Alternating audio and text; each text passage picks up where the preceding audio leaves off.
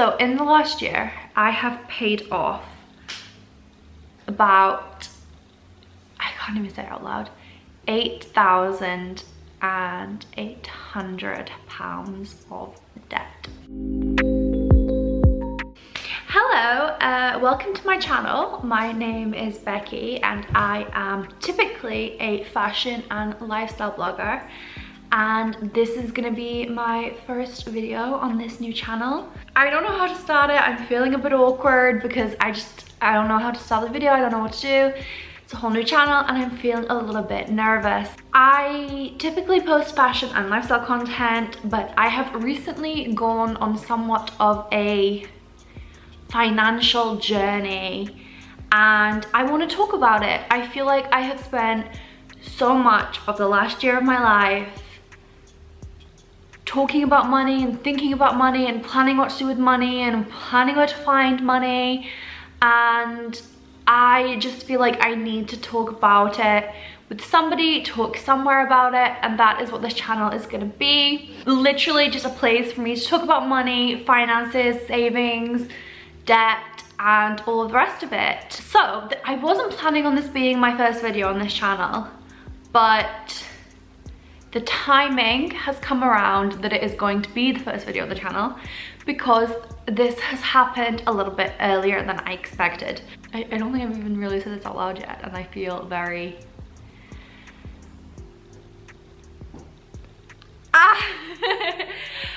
So in the last year, I have paid off about, I can't even say it out loud, £8,800 of debt. A lot of that was literally just debt that was from bills, rent, just general expenses. I went through a period of time where I was a part-time content creator and part-time nanny. And my nannying work was really inconsistent, and I was signed to a management company who were getting me no work. So I was spending a lot of my time working or expecting to work and then having that work cancelled, or working on unpaid projects that were going to apparently lead to paid projects that never did. So I was spending a lot of my time working and not being paid, or a lot of my time expecting to work and then not going to work, so I couldn't get other work really. Also, I lived in Wales, and where we lived, a lot of the people that were hiring were looking for people who spoke Welsh, and I don't speak Welsh, so I was in a really tough spot, not being able to find extra work for multiple reasons. So much work, I was being turned down for so much work, or didn't have time for certain jobs because I thought I was going to be working as a nanny, and then, you know, it was a mess. And I had been in debt before that from my car breaking down and needing a new clutch, but at its worst a year ago it was 8,800 roughly. I never actually wrote it down at that point because I was just so stressed by it and so scared, and now I have paid it all. And student loans aside, because like if you know the student loan system in the UK, I don't make enough money for it to be worth me overpaying on my student loans. Basically you only have to pay anything if you earn over, I think it's £26,000, and then they write it off after 30 years. So unless you're earning over a certain threshold, you actually waste money by paying it off. So student loans aside, I am now debt free. Which is almost scary in itself. It feels very strange. I literally paid my last payments last night and started afresh. So I will be doing things like using credit cards and stuff still to try and build credit on my credit scores in, but I will be using them in a much more sensible way now. So like today I used my credit card and then I put the money aside from my current account into a savings pot, so I know at the end of the month I can pay that credit card with all the money in my savings pot rather than using the credit card to spend money that I don't have yet. So yeah, yeah, that's kind of me, where I'm at, what I've done, what is going on at the moment, how I got myself into the mess. And today's video is going to be telling you a little bit about how I got myself out of that debt. And honestly, I just feel sick even filming this video. Like, I'm still in so much shock that it happened. I had a couple of invoices paid yesterday that I didn't think were actually going to be paid yet. So I didn't think it was going to happen yet, which is why I am so overwhelmed, because I just feel like I didn't have, you know, time to prepare for it. I cannot cry because I've just done my makeup. So kind of the first really big thing that I did, and that I think is probably potentially the most important step of all, is that I kind of faced facts and addressed the situation.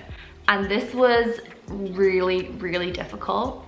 So I sat down on Excel, I made a spreadsheet, I looked at my interest rates on each item, I looked at, for instance, my overdraft, because it was a student overdraft, was interest-free until a year after I graduated. And then after that, I would pay interest on the first £1,000, and then 2 years after I graduated, I would pay interest on the entire overdraft. So I kind of set my deadline of being that this had to be paid a year after graduation, because that was when the overdraft would go into interest. But actually, I ended up getting a interest freeze on it. Because of COVID, my bank account froze all interest rates for an extra year on student accounts. Actually, I don't know if that was something for everybody, but that's something that they did on my account. I added up all the values of everything, and then I used the Excel spreadsheet to work out how much I needed to pay weekly to be able to pay them off on time. And that was really, really scary, because I think at the start it was something like £700 a week that I was supposed to be paying, which was crazy, and didn't happen. That was because at the time the overdraft was nearly a year since I'd graduated, so that was about to go into the interest, and then obviously they extended it for the year. So yeah, that kind of obviously just went down more and more as I paid different things. Then when I sat down and decided to try and tackle it, I think it was about £6,000, and then it did actually get worse for a while after that because of, like I said, work situations. But at least I knew what I needed to focus on, what I needed to do, and I knew what I needed to look at. So the debt that I had was spread across my student overdraft, 2 credit cards, a Very account, my boyfriend some money because he'd been paying my share of the rent, and some council tax. I made a big boo-boo with council tax, and I thought that you started paying council tax after you graduated, and you were supposed to actually pay council tax from when you finished classes. So I didn't tell them that I needed to start paying council tax until I graduated, and then they were like, oh yeah, actually you owe us 6 months worth of council tax. So I ended up with this big council tax debt that I had to pay off. But yeah, anyway, those are the different places that I owed money. So then the next thing that I had to do was decide in what order I was going to pay my debts. So there are 2 different methods that are often recommended for debt payment, and they are the snowball method and what's the other one? I can't remember what it's called, but it's like interest focused. So the snowball method, you pay your smallest debt first, so you get that kind of like achievement under your belt, and then you would pay the next smallest or the next biggest, whichever way you're looking at it, and then so on and so forth. So then the other method, which is the one that I took, you pay your highest interest debt first, and then the next highest, and then so on and so forth. It's the method that I used because I think that logically it just makes more sense. I know there is a lot more to debt than logic, and for a lot of people the psychology behind the snowball effect works much better because it helps them feel that accomplishment, which motivates them to keep going. But for me, I felt like I was just so far in, and I was gaining so much interest on my credit cards particularly, I just felt like I couldn't do that, and I felt like I needed to be paying the highest interest ones first to stop that interest building up. At one point I was paying off so much every month, and it was literally just being swallowed by interest, because yeah, I was making these big payments, but the interest was going up so quickly that I was still owing more and more every month. And that was kind of what helped me get to that worst point that I was at a year ago. I think we're talking a little bit more the start of 2020 there, because as of March last year, I wasn't paying anything. Like, I think for a couple of months, I wasn't paying anything at all, because I literally just couldn't. I didn't have the money, I wasn't making enough money, and I just couldn't make it work. So first, I paid one of the credit cards, and then I paid the second credit card, and then I actually paid, and this kind of deviated from the interest order. I paid my boyfriend the money back that I owed him next, and that was because we were about to move house, and he needed the money back to be able to pay his share of a lot of costs, because he just graduated and he wasn't earning any money yet. So it kind of made sense to pay him back next. And then I went back to, I think my credit cards were the only ones actually gaining interest. So after that, rather than paying the ones with the highest interest, I paid the ones that would start gaining interest the soonest if I didn't pay them. So the things that I owed on Very would have started gaining interest before my overdraft, so I paid Very before my overdraft and that sort of thing. So another thing that around that kind of time I did is I looked at my incomings and my outgoings, and I gave them a real serious look. They were bad. I'm really bad with money. If I'm not watching, I'm bad with my money. I was shocked. I was really shocked. I was telling myself that so much of my debt was purely down to circumstance. And a lot of it was things, you know, like car repairs, bills, rent. But then there was other things like buying gifts that I couldn't actually afford on Very, when really I think in reality a lot of people would have just understood if I said, hey, you know, I really can't afford to buy you a gift right now because I'm in debt and I'm not really making any money. But I felt too embarrassed to do that. I felt too guilty to do that. So I would buy gifts that I couldn't yet afford. I would do things like, if I was feeling sad, I'd order a takeaway for dinner and put it on my credit card. Or I would buy a Starbucks on the way home from work to cheer me up. Or buy myself a Starbucks on the way to work because I'm working early in the morning. And there was always a justification behind everything. But then when I sat down and I looked through my bank statements and I put them into an Excel spreadsheet and I put them into different categories and I looked at what I was spending, I was horrified. Because, you know, like a £3 Starbucks here and there, oh my God, it adds up. It adds up so much. It seems so innocent, but it's not. It is draining your bank. So when I sat and I worked out and I went through my bank statements and I wrote down every single thing that I was spending, I think, if I remember correctly, in the month before that, I think I'd spent something like £200 on Starbucks, coffee shops. I would spend a lot of time going to coffee shops and working from there because I hated working from home all the time and being alone. And you know, like it's a lonely kind of industry when you're sat at home a lot and working by yourself a lot. So I'd spent a lot of time in coffee shops, and I had spent in that month about £200 on coffee and coffee shop visits. I wasn't even making much money. I don't even know where I was finding this money. A lot of it must have gone on credit cards. Look at your spending, add it all up in a spreadsheet, and you will see what you need to cut. You will see what you're spending more on than you think. So now what I do to help me budget a little bit more is at the end of every month, I do make a new spreadsheet and I go through it and I look at all my incomings and my outgoings and I check, you know, have I made as much as I thought I was gonna? Have I spent more? And all that kind of stuff. And then I can see areas like, okay, maybe I didn't make as much money on affiliate links this month.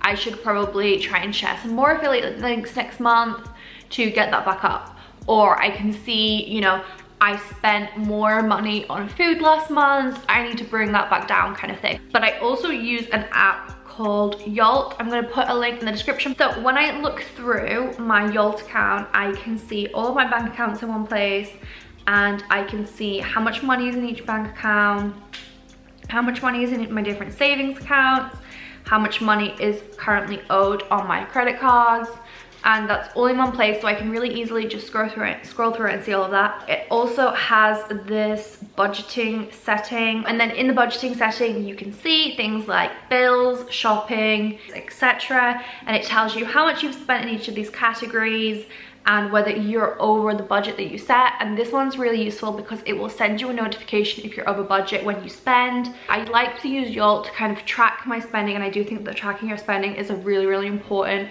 way to help you get out of debt. There are two ways, right, that you can pay debt or save money. You're gonna have to increase your income, or you're gonna have to decrease your outgoings, or both, which is what I did.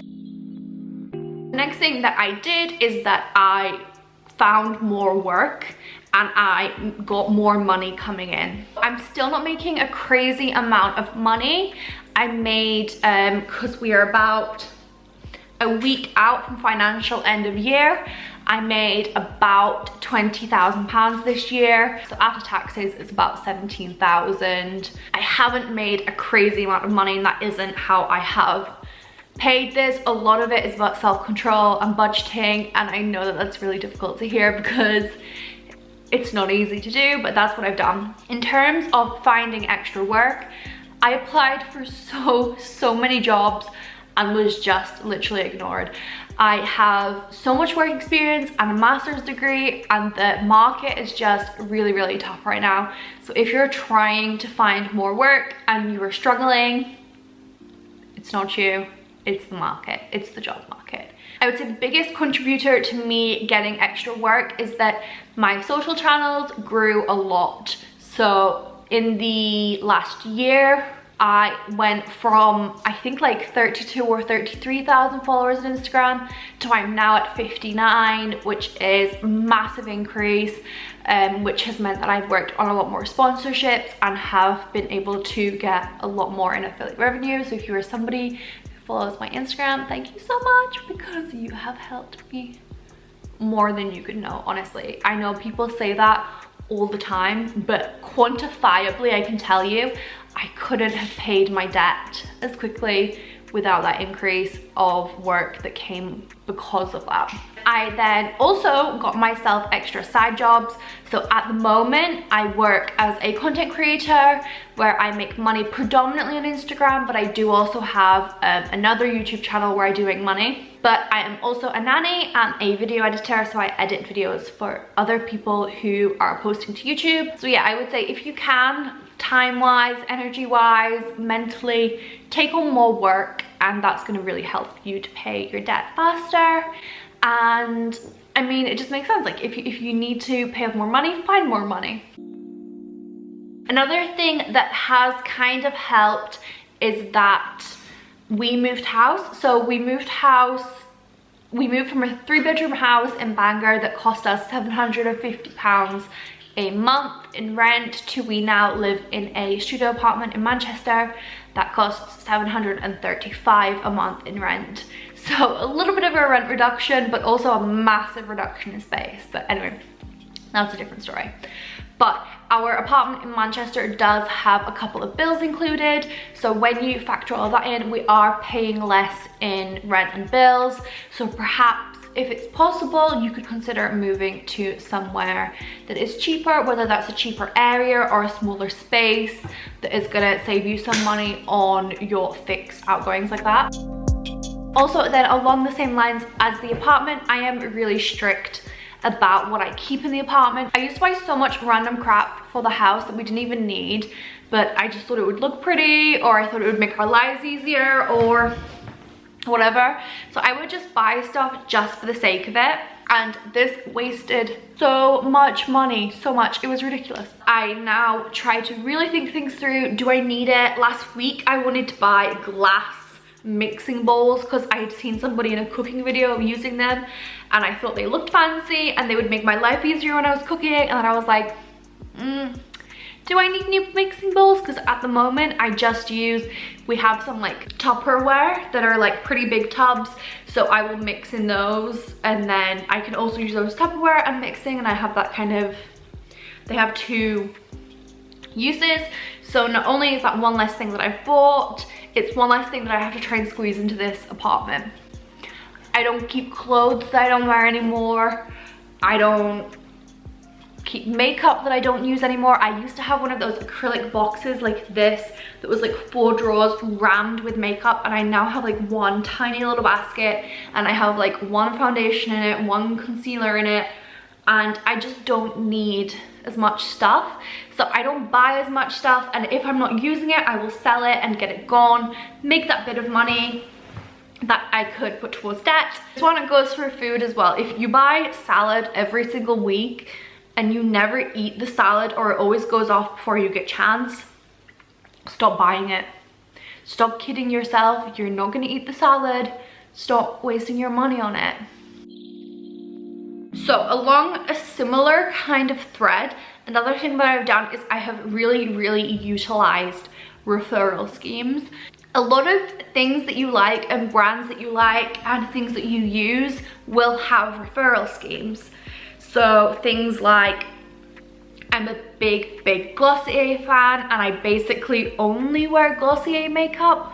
Basically, yeah, pretty much like 95% of my makeup is Glossier. So I looked into it, and it turns out that they do have a referral scheme, and when you refer a friend, they get to use your discount code, so they get some money off their order, and you get £10 credit into your Glossier account.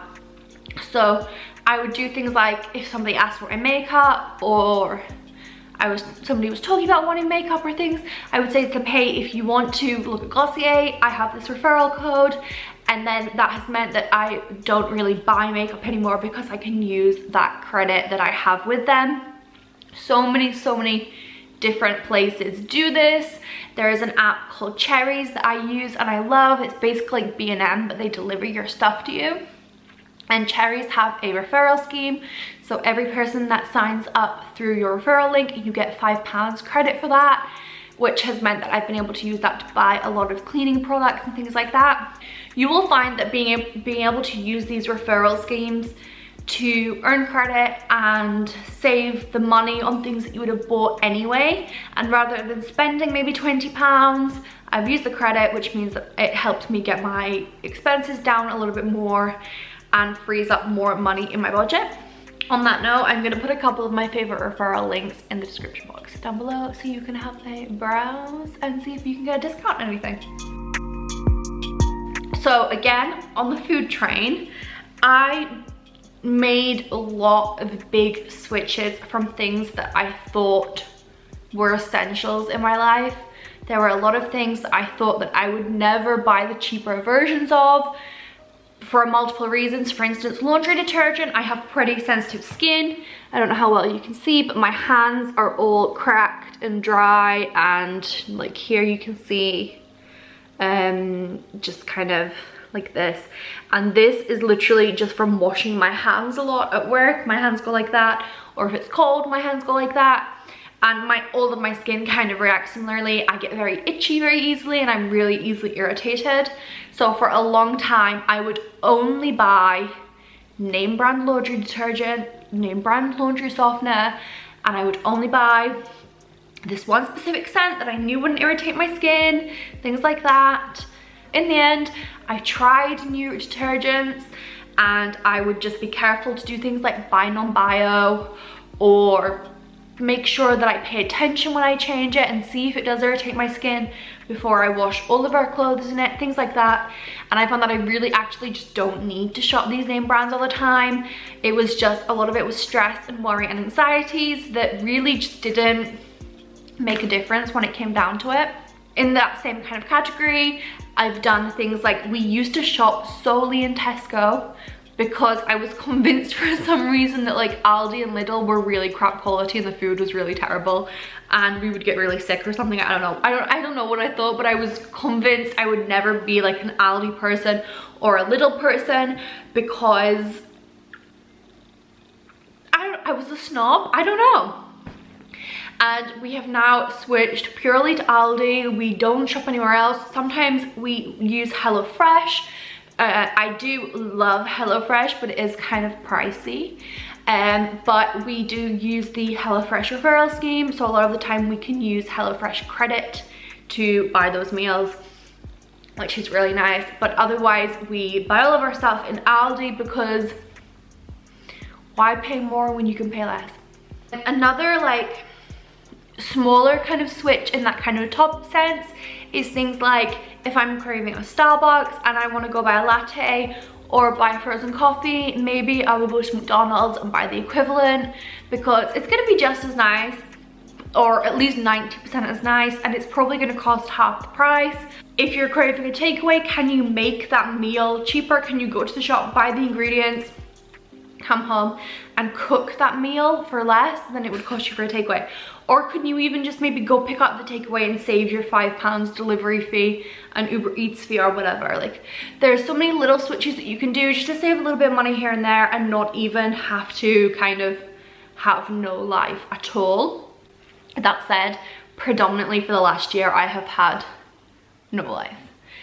Because of COVID, obviously we weren't going out, so I wasn't spending as much money on things like going out to eat or going out to drink or transport or anything like that, which in a way did help my budget, which I recognize that I'm really, really lucky for that to have been the case.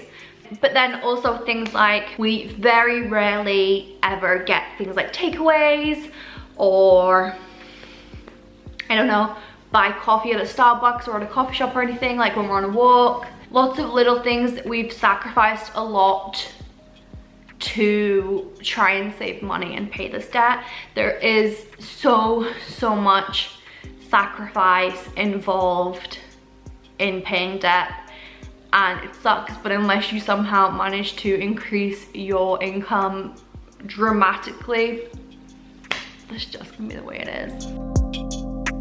So another really big sacrifice that I made actually is I used to drive the most beautiful Mini in the world, actually, that I love. Actually, I wouldn't say the most beautiful Mini, but it was very beautiful and I was very, very happy with it. I drove a Mini, I can't remember what it's called, one of the big Minis, like the chunky ones. It was a sport edition. It was amazing. It was so nice. It was my stepmom's old car that she gave to me because she got a new car before the end of her lease, so my parents were actually paying the lease on that car for me, and that was what I drove. But I still had so many expenses with that. For instance, in context, my second year of car insurance, which was on a small like starter kind of first driver kind of style car, was about £400. Then my third year when I started driving the Mini, jumped up to about £850, and this was while I was still living in the same house, so it wasn't a location change, it was the car change that really made that difference. And then things like when the car broke down and the clutch broke, the repairs were £3,000.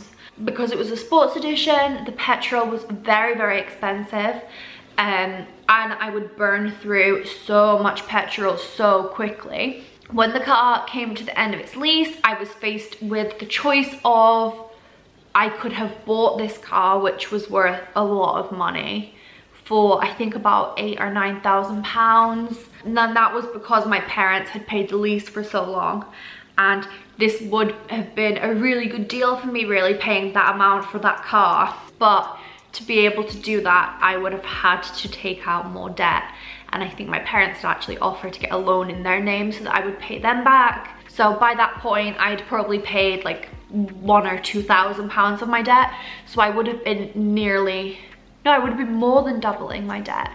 at the time if I had have kept the car. So I instead decided that I would share my boyfriend's car, which I'm very grateful to have a car, but it's a whole different world from the car that I was driving.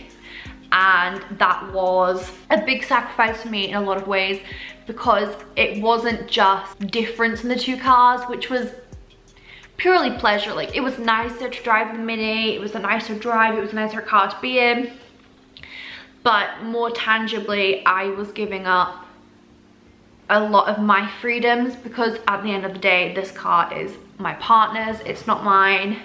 So I kind of use it when he isn't using it, although that has kind of worked out well for me because he doesn't use the car very much, because he doesn't really go anywhere to be able to use it. But it was that big kind of, oh my god, I'm feeling a bit stressed thinking about it now, that kind of feeling of it won't be mine anymore, and it did feel like a really big freedom being given up. And my plan was that after I paid my debt, I would save up and buy my own car. And actually now I don't think I will be doing it, because I don't think we need two cars. But at the time it felt like a really big sacrifice to give that up and give up that freedom and the car and etc. But it has saved so much money, because so this year we just renewed our car insurance this month, and we paid just over £500, which was split between the two of us. So even if you just look at the car insurance, that I paid $850 the year before and $250 this year, it's a massive difference. So yeah, there's a lot of ways, I guess, that you could save money around your car, whether that's getting rid of a car or sharing with a partner, downsizing the car, things like that, or maybe just driving it less and spending less on the petrol. Okay, we just had a quick battery change, so sorry if the camera moved. But yeah, I think that's pretty much everything. I think those are all of the like really big key points. But if you do have any more questions, or if there are any other things that you want to ask about, you can drop the question in the comment section down below. I am going to be making lots more budgeting videos on this channel. I'm going to be talking about my budget, my new financial goals, apps that I use, all sorts. We're going to talk about everything money on here. And I am so excited, because I love to talk about money all day, and Philip gets so sick of me, I think. He'll never admit it, but I can see sometimes I start trying to talk to him about stuff and his face is like. So yeah, I'm very excited to finally have somewhere to put all of that. And yeah, so I am hoping that somebody out there can relate to me, can relate to my experiences, and that maybe I can give somebody some hope that there is light at the end of the tunnel.